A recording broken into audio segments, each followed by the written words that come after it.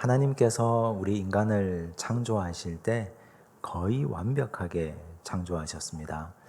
하나님께서 창조하신 창조의 설계대로 우리가 살아가기만 한다면 하나님이 우리에게 정하신 수명까지 사는데 크게 문제가 없도록 하나님이 그렇게 만들어 두셨습니다.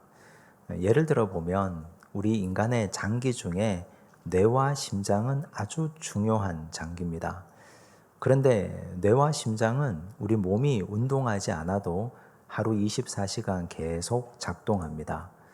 작동하면 에너지가 필요하고 에너지를 소모하면 열이 발생하고 열이 발생하도록 그대로 두면 체온이 높아집니다.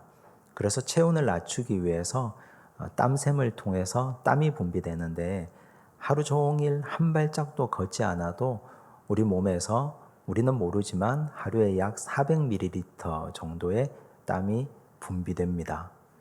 이토록 하나님은 정교하게 우리 인체를 만들어 두셨습니다. 잘 관리하고 운동하고 좋은 습관을 가지면 건강한 육체를 유지할 수 있습니다. 그런데 우리가 우리 몸을 함부로 혹사하고 함부로 사용하면 문제가 생깁니다. 그러면 외부의 개입이 불가피해집니다.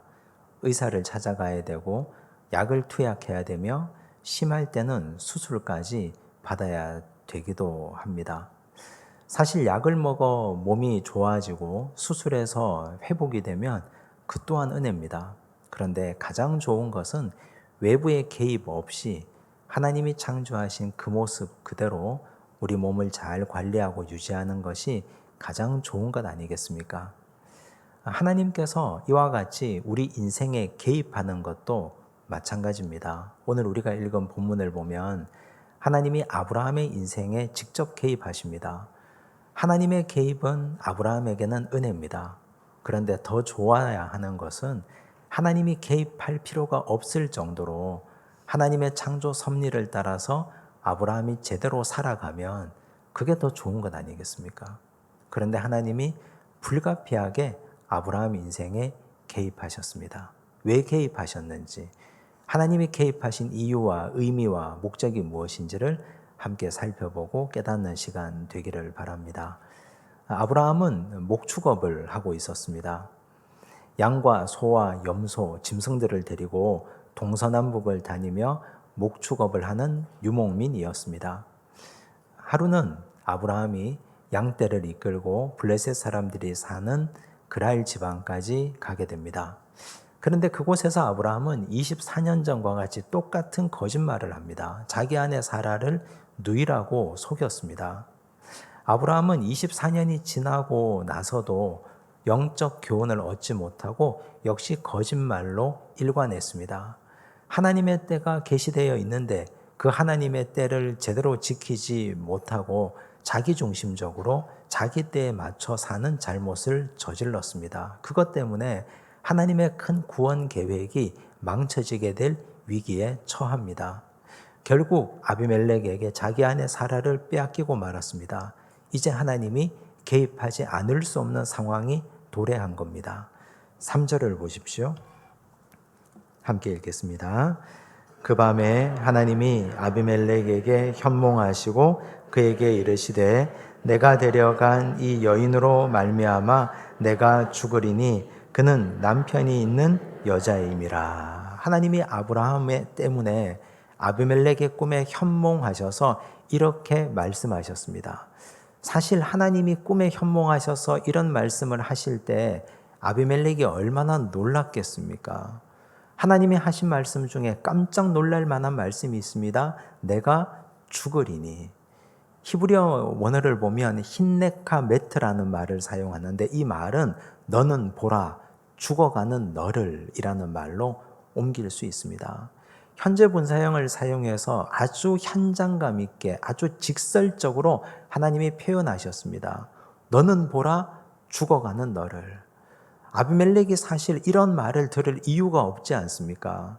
세금 문제 때문에 혹시 모를 위험에 대비하기 위해서 아비멜렉은 그의 가정의 가장 중요한 사람 한 사람을 볼모로 잡아두었을 뿐인데 그것도 아브라함이 자기 누이라고 했기 때문에 데려왔을 뿐인데 이제 와서 자기 누이가 아니고 아내인 걸 어떻게 알았겠습니까? 이것 때문에 아비멜렉은 하나님의 책망을 받게 되고 하나님의 입에서 내가 죽으리니 힌네카메트 이 말을 들어야 할 정도로 그가 잘못한 게 아무것도 없지 않습니까? 이런 상황이 벌어지고 말았습니다. 사실 아비멜렉은 이것 때문에 하나님께 항변합니다. 4절과 5절을 보십시오. 함께 읽습니다. 아비멜렉이 그 여인을 가까이 하지 아니하였으므로 그가 대답하되 주여 주께서 의로운 백성도 멸하시나이까 그가 나에게 이는 내 누이라고 하지 아니하였나이까 그 여인도 그는 내 오라비라 하였사오니 나는 온전한 마음과 깨끗한 손으로 이렇게 하였나이다. 두 가지 말로 항변합니다. 저는 이 여인을 범한 적이 없습니다. 사실 부부가 공모해서 서로 여동생이고 오빠라고 한 것이지 저는 그걸 모르고 그냥 데려왔을 뿐입니다. 우리는 아비멜렉의 말을 들으면 마음이 공감이 됩니다. 사실 우리라 하더라도 누구 편을 들겠습니까? 당연히 아비멜렉은 잘하는 것이고 아브라함이 잘못한 것 아닙니까? 아비멜렉은 그 당시 사람들의 관습대로 그렇게 행동했을 뿐입니다. 아무런 잘못이 없습니다. 그런데 왜 하나님은 아비멜렉에게 이렇게 엄하게 모진 말씀까지 하시는 걸까요? 우리가 이런 하나님을 보면 하나님이 정말 편파적이시구나. 이런 하나님을 보면 정말 하나님이 아브라함의 편만 들어가시는구나. 아비멜렉이 억울하다는 걸 우리도 인정하지 않을 수가 없습니다. 하나님은 아비멜렉을 협박 아닌 협박으로 이렇게 몰아세우고 있습니다. 왜 그렇게 하신 걸까요? 사실 우리는 아비멜렉 입장에서 보면 이렇게 이해할 수 있으나 하나님 편에서 이 상황을 보면 충분히 이해가 됩니다. 지금 하나님이 하고 있는 일은 원대하고 아름다운 구원 사역을 이루어가고 있는 중에 있습니다. 역사를 한번 그슬로 올라가서 생각해 보십시오. 하나님께서 천지를 창조하시고 에덴 동산을 창설하셨습니다. 아담과 하와를 에덴 동산에 두셨습니다. 그런데 거기에 죄가 들어옵니다. 뱀을 통한 죄가 들어와서 에덴 동산에서 쫓겨납니다. 아담과 하와의 후손들이 죄를 짓습니다. 노아 시대에 가면 죄악이 관영해서 견딜 수가 없게 되었습니다. 하나님은 노아 홍수 심판을 통해서 세상을 쓸어버립니다. 하나님은 다시 노아에게 명령하십니다. 생육하고 번성하고 땅에 충만하라. 두 번째 창조 명령을 하셨습니다. 생육하고 번성하고 땅에 충만하고 흩어져야 되는데 노아의 후손들은 그렇게 살지 않습니다. 신할 평지에 모여서 바벨탑을 쌓고 우리가 여기서 흩어짐을 면하자 공모합니다. 하나님께서 내려오셨습니다. 언어를 혼잡하게 하시고 그들을 다 흩어버렸습니다. 그리고 하나님은 그때부터 셈 족속 아브라함을 통해서 하나님의 구원 계획을 이루어 가십니다. 아브라함을 하나님은 점 찍어 두셨는데 그의 가정에 자녀를 오랫동안 주지 않습니다. 이유가 무엇입니까? 아브라함에게 힘이 있을 때, 사라에게 힘이 있을 때 자녀를 주면 자기 자녀라고 생각할 겁니다. 하나님의 자녀라고 생각하지 않을 겁니다. 아브라함의 힘이 떨어지고 사라의 경수가 끊어지고 난 다음에야 그에게 자녀를 주겠다고 하나님은 계획하신 겁니다.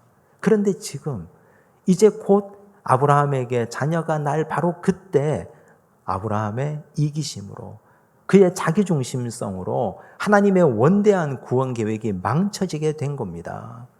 조금 더 시간이 지나서 가보면 다윗과 예수 그리스도가 태어날 것이고 예수 그리스도를 통해서 십자가 구원 사역으로 인해서 에덴 동산에서 잃어버렸던 인간의 행복과 인간의 구원이 새롭게 될 것입니다. 이제 그 첫 출발의 자리에 있습니다. 아브라함이 이삭을 낳는 그 출발의 자리에.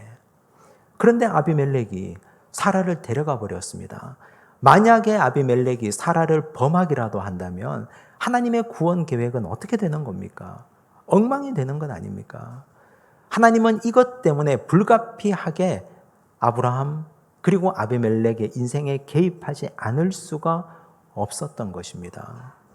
하나님은 이런 식으로 아비멜렉의 꿈에 나타나시고 이렇게 하나님은 개입하셨습니다. 우리가 이런 과정을 통해서 보면 우리는 어떤 하나님을 배워야 됩니까?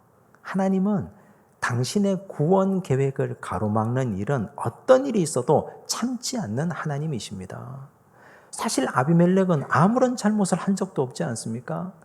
자기도 모르게, 자기는 그냥 일상적으로 일을 했을 뿐인데 자기도 모르게 하나님의 구원 계획에 걸림돌이 되는 자리에 서 있었을 뿐입니다. 그런데 하나님이 나타나셔서 힌네카 메트, 너는 보라 죽어가는 너를 이라고 강하게 말씀하신 만큼 하나님은 당신의 구원 계획을 소중하게 여기는 분이십니다. 하나님의 구원 계획을 막는 자 하나님은 가만히 두고 보지 않습니다. 마태복음 1장을 보면 예수님의 족보가 나오는데 거기에 의미 있는 사람이 세 분 나옵니다. 1장 1절을 보면 아브라함과 다윗의 자손 예수 그리스도의 계보라. 아브라함이 나오죠. 아브라함을 통한 구원 계획을 자의는 아니었으나 가로막았던 아비멜렉. 하나님은 그를 책망하셨습니다. 다윗, 하나님의 구원 계획에 굉장히 중요한 인물이었습니다. 하나님은 다윗을 통해서 하나님의 원대한 구원 계획을 이루어 가려고 하는데 다윗을 끊임없이 괴롭히는 한 인간 사울이 있었습니다. 하나님은 그런 자를 가만히 두지 않습니다. 하나님은 사울을 심판하셨습니다. 다윗의 왕국을 계속해서 괴롭히는 한 민족, 한 나라가 있었습니다. 블레셋이었습니다. 하나님은 그 나라, 그 민족도 가만히 두지 않습니다. 사무엘하 5장 19절, 25절입니다. 함께 읽겠습니다. 다윗이 여호와께 여쭈어 이르되 내가 블레셋 사람에게로 올라가리이까 여호와께서 그들을 내 손에 넘기시겠나이까 하니 여호와께서 다윗에게 말씀하시되 올라가라 내가 반드시 블레셋 사람을 내 손에 넘기리라 하신지라. 이에 다윗이 여호와의 명령대로 행하여 블레셋 사람을 쳐서 게바에서 게셀까지 이르니라. 왕이 되고 난 후에 블레셋 때문에 다윗이 괴로웠습니다. 하나님께 묻습니다. 내가 블레셋을 치리이까 올라가라 반드시 너에게 승리를 줄 것이다. 하나님의 원대한 구원 계획을 다윗을 통한 구원 계획을 가로막는 블레셋까지도 하나님은 이렇게 철저하게 심판하셨습니다. 예수님은 또 어떻습니까? 예수님이 이 땅에 오셔서 전도하시고 구원 사역을 이루어 가시고 십자가를 향해서 한 걸음 한 걸음 나아가는데 주님의 십자가 걸음을 가로막는 악한 세력들이 있었습니다. 예수님은 그들을 향하여 강하게 책망합니다. 마태복음 12장 34절, 23장 33절입니다. 함께 읽습니다. 독사의 자식들아 너희는 악하니 어떻게 선한 말을 할 수 있느냐? 이는 마음에 가득한 것을 입으로 말함이라. 뱀들아 독사의 새끼들아 너희가 어떻게 지옥의 판결을 피하겠느냐. 예수님이 하신 말씀입니다. 독사의 자식들아, 뱀들아, 독사의 새끼들아. 교양 있는 예수님이, 정말 훌륭한 인격을 가진 예수님이 어떻게 이렇게 어마어마한 무서운 말씀을 하실 수 있는가? 구원 계획을 가로막았기 때문입니다. 하나님의 원대한 구원 계획을 가로막는 사람들, 특별히 그들은 예수님을 모르는 사람, 하나님을 모르는 자들이 아니라 유대 종교 지도자들이었습니다. 서기관, 율법학자, 대제사장, 바리새인, 사두개인들이었습니다. 그들이 하나님의 구원 계획을 가로막아서 예수님은 그들에게 강하게 책망하셨습니다. 이토록 하나님은 당신의 구원을 가로막는 어떤 자라도 가만히 눈뜨고 보지 않는 분입니다. 우린 이런 상황을 통해서 무엇을 배워야 됩니까? 나는 하나님의 구원 계획을 가로막는 자인가? 우리 스스로를 돌아봐야 됩니다. 제가 이렇게 말씀드리면 아마 이런 반응을 보일 겁니다. 목사님, 그래도 제가 성도인데 신앙생활을 수십 년 했는데 교회 중직이고 교회를 잘 아는 사람인데 전도하고 구원하는데 도움이 되면 되지 구원 계획을 내가 어떻게 가로막은 적이 있겠습니까? 저는 그런 적이 단 한 번도 없습니다. 말할 겁니다.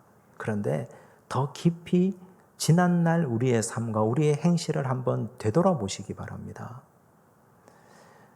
교회 가끔 세가족으로 등록하시는 분들 중에 연세가 오래 드셔서 나이가 많이 드신 어르신들이 등록할 때가 있습니다. 제가 그분들에게 여쭙니다. 왜 이렇게 늦게 오셨습니까? 좀 일찍 오셨으면, 조금 더 일찍 하나님 가족이 되셨으면 신앙생활 좀 더 재밌게 하고 성도의 교제도 나누고 참 좋았을 텐데 왜 이렇게 늦게 오셨습니까? 그러면 대다수의 분들이 이런 대답을 하십니다. 젊을 때 예수쟁이들한테 하도 사기를 당해서 너무 상처를 입어서 교회 교패도 붙어 있고 예수 믿는다고 하고 하나님 믿는다고 하는데 나는 교회 다닌다고 해서 그냥 다 믿었는데 뒤통수 치고 사기치고 그 사람들 행실을 보고 하나님이 없다고 생각했다고. 근데 이제 나이 들어서 인생의 황혼이 다가오니 이제 정말 나도 신앙을 가져야 될 때가 되어서 지금 오게 되었다고. 그렇게 말씀하시는 분들이 생각보다 굉장히 많습니다. 사실 예수 믿는 사람들이 믿음의 길을 가로막는 일이 훨씬 더 많습니다. 모르는 사람들, 하나님도 모르고 예수님도 모르고 성경도 모르고 교회도 모르는 사람들은 몰라서 가로막을 일도 별로 없습니다. 오히려 알기 때문에 우리가 예수 믿는다는 것 때문에 어설프게 예수 믿고 어설프게 신앙생활 하는 것 때문에 믿음의 길을 가로막는 일이 얼마나 많습니까? 교회가 제대로 서지 못하면, 교회가 교회답지 못하면, 그 인근 주변에 그 교회 소문이 잘못 나면 믿지 않는 사람들이 교회로 발걸음 하시겠습니까? 나는 하나님 믿는 사람인데 내 일터에서, 내 직장에서, 내가 만나는 인간관계에서 예수 믿는 사람으로 제대로 살아내지 못하면 어떻게 그분이 하나님의 자녀가 될 수 있겠습니까? 그러면 우리는 전도의 도구가 아니라 복음 전파의 걸림돌이 되는 겁니다. 교회 공동체에서 목회자를 비롯해서 중직들 결정을 하는 자리에 있는 자들입니다. 결정 한 가지 잘못하면, 내 혈기대로 결정해버리면 그 잘못된 결정 하나가 복음 사역의 걸림돌이 되는 예가 얼마나 많습니까? 분별력이 있어야 됩니다. 제대로 결정하고 정말 하나님께서 기뻐하시는 복음 사역을 위한 길인지, 지금 내가 내뱉는 말이, 지금 내가 걷는 이 길이 하나님께서 원하시는 원대한 구원 사역의 길인지, 나는 그 걸림돌이 되고 있는 건 아닌지를 면밀하게 살펴봐야 됩니다. 그렇지 않으면 나도 모르게 걸림돌이 될 수도 있습니다. 하나님은 그걸 굉장히 싫어하십니다. 아무 상관없는 아비멜렉에게 하나님이 나타나셔서 내가 죽을 것이라고 말씀하시는 하나님, 우리가 알고도 하나님의 구원 사역을 가로막는다면 하나님이 가만히 두고 보시겠습니까? 반대로 말하면 우리가 하나님의 사랑을 받는 길은 하나님께서 기뻐하시는 원대한 구원 사역의 동역자가 되는 길입니다. 하나님의 거대한 구원의 물줄기에 함께 올라타고 가면 됩니다. 그러면 하나님이 우리 인생뿐만 아니라 우리 자녀 손들의 인생까지 활짝 열어주실 겁니다. 하나님 편이 되는 거니까. 하나님께서 기뻐하시는 구원 사역의 동역자가 되면 하나님이 얼마나 기뻐하시겠습니까? 그래서 우리는 지혜로워야 됩니다. 어느 편에 서야 될지, 지금 나는 어디에 서 있는지를 항상 면밀하게 살펴야 됩니다. 걸림돌인지 디딤돌인지, 하나님 편에 서 있는지 아니면 반대편에 서 있는지를 정확하게 제대로 알고 분별하고 행동하면 그럼 하나님께서 주시는 복과 은혜를 가득 받아 누리게 되리라 믿습니다. 또한 두 번째, 오늘 이 말씀을 통해서 우리가 깨달아야 될 것은 아브라함 편에서 보면 아브라함의 행동 하나하나가 하나님을 굉장히 난처하게 만들었습니다. 하나님을 난처하게 만들었습니다. 하나님이 아브라함 때문에 아비멜렉에게 못할 말씀을 하셨지 않습니까? 아비멜렉은 억울합니다. 잘못한 것도 없는데 왜 하나님 나에게 이렇게 말씀하시는가? 그래서 하나님께 항변했습니다. 하나님은 항변한 아비멜렉을 달랩니다. 6절을 보십시오. 함께 읽습니다. 하나님이 꿈에 또 그에게 이르시되 내가 온전한 마음으로 이렇게 한 줄을 나도 알았으므로 너를 막아 내게 범죄하지 아니하게 하였나니 여인에게 가까이 하지 못하게 함이 이 때문이니라. 사고치는 자녀를 둔 부모들은 학교에 가고 선생님을 만나서 연신 허리를 굽히고 머리를 조아립니다. 잘못했다고, 미안하다고, 한 번만 이 아이 용서해달라고, 품어달라고. 동네방네 사람들을 찾아다니면서 이 자식의 못난 점을 용서해달라고 빌고 다닙니다. 그런데 자녀는 잘 모릅니다. 자신의 행실이 부모를 얼마나 곤란하게 하고 난처하게 만드는지. 아브라함의 이런 행동 하나하나가 하나님을 비굴하게 하고 하나님을 난처하게 하고 하나님을 곤란하게 만들었다는 사실을 아브라함은 이때까지도 전혀 몰랐습니다. 미련하고 무모한 자식 때문에, 아브라함의 이런 행동 때문에 하나님이 난처해졌습니다. 이건 하나님을 망령되게 일컫는 죄입니다. 출애굽기 20장 7절 말씀을 보십시오. 함께 읽습니다. 너는 내 하나님 여호와의 이름을 망령되게 부르지 말라. 여호와는 그의 이름을 망령되게 부르는 자를 죄 없다 하지 아니하리라. 망령되게 하다, 히브리어로 샤브, 허무하게 하다라는 뜻입니다. 허무하다는 말은 알맹이가 없다는 뜻입니다. 쭉정이라는 뜻입니다. 단단하고 뭔가 있을 줄 알고 알맹이가 있을 줄 알고 기대했는데 펴보니 아무것도 없는 것, 그게 샤브입니다. 아비멜렉, 아브라함을 볼 때 하나님을 믿는 사람이라고 해서 그를 가까이 합니다. 그와 교제해 보았습니다. 그런데 그가 거짓말장입니다. 자기중심적입니다. 그러면 아비멜렉은 아브라함이 믿는 하나님을 어떻게 보겠습니까? 허무하게 보지 않겠습니까? 뭔가 있는 줄 알았더니 그 하나님 아무것도 아니라고 생각하지 않겠습니까? 튼튼한 알곡이 있는 줄 알았더니 아무것도 아니라고 생각할 겁니다. 불신자들은 믿는 사람을 통해서 하나님을 봅니다. 믿지 않는 사람들은 믿는 사람의 삶과 행동과 그들의 말을 통해서 하나님을 보는데, 아브라함을 통해서 본 하나님, 허무한 하나님입니다. 아비멜렉이 볼 때 그런 하나님을 본 겁니다. 정말 하나님이 허무한 하나님입니까? 그렇지 않은 걸 우리가 잘 알고 있지 않습니까? 하나님은 실체가 있고, 하나님은 단단하시고, 하나님은 우리에게 알곡 같은 모든 선물을 주시는 하나님인데, 아브라함 한 사람의 잘못된 행실 때문에 하나님의 이미지가 심각한 타격을 입었습니다. 요셉은 그렇게 살지 않았습니다. 창세기 41장 38절, 39절을 보십시오. 함께 읽습니다. 바로가 그의 신하들에게 이르되 이와 같이 하나님의 영에 감동된 사람을 우리가 어찌 찾을 수 있으리요 하고 요셉에게 이르되 하나님이 이 모든 것을 내게 보이셨으니 너와 같이 명철하고 지혜 있는 자가 없도다. 바로는 불신자입니다. 이집트의 왕입니다. 그가 요셉을 보고 이와 같이 하나님의 영에 감동된 사람을 우리가 어찌 얻을 수 있으리요? 너 같은 사람을 만날 수 없다고. 불신자 바로의 입을 통해서 하나님의 이름을 찬양하고 있습니다. 요셉은 아무도 해몽할 수 없었던 바로의 꿈을 해몽했습니다. 그뿐만이 아닙니다. 형제들에게 팔려서 이집트로 왔지만 한마디도 하나님을 원망하지 않습니다. 보디발의 집에서 성실하게 주인을 섬기고 하나님을 섬겼습니다. 하나님을 배반하지 않았습니다. 유혹에도 넘어가지 않습니다. 죄짓지 않습니다. 억울한 일을 당하고 감옥에 갇혔어도 하나님을 원망하지 않습니다. 그 자리에서 성실하게 자기 일을 감당합니다. 그가 하나님 믿는 걸 사람들이 다 알고 있습니다. 그러면 믿지 않는 사람들이 요셉을 볼 때 어떤 마음일까요? 대단한 하나님이시구나. 그가 믿는 하나님이 도대체 누구이길래 이런 고난과 이런 고통을 당해도 한마디도 원망하지 않고 하나님을 제대로 신앙하는가?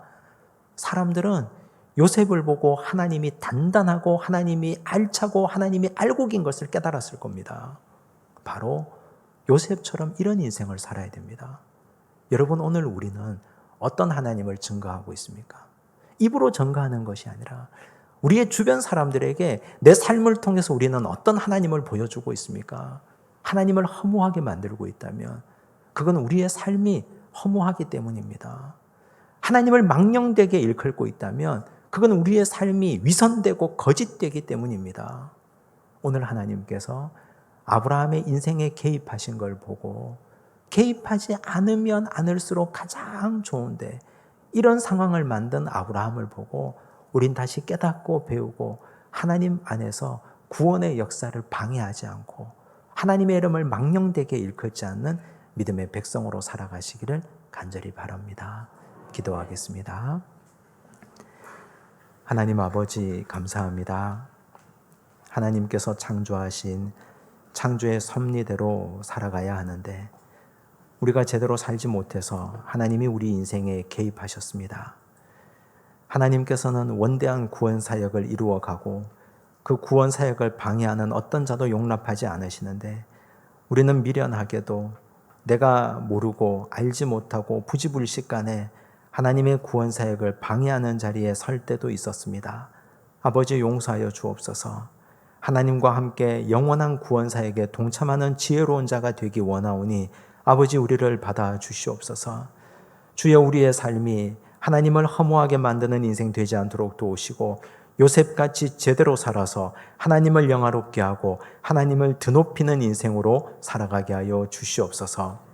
우리를 통하여 하나님께서 영광 받으시는 크고 놀라운 역사를 경험하게 하여 주시옵소서. 모든 말씀 예수님 이름으로 기도드리옵나이다. 아멘.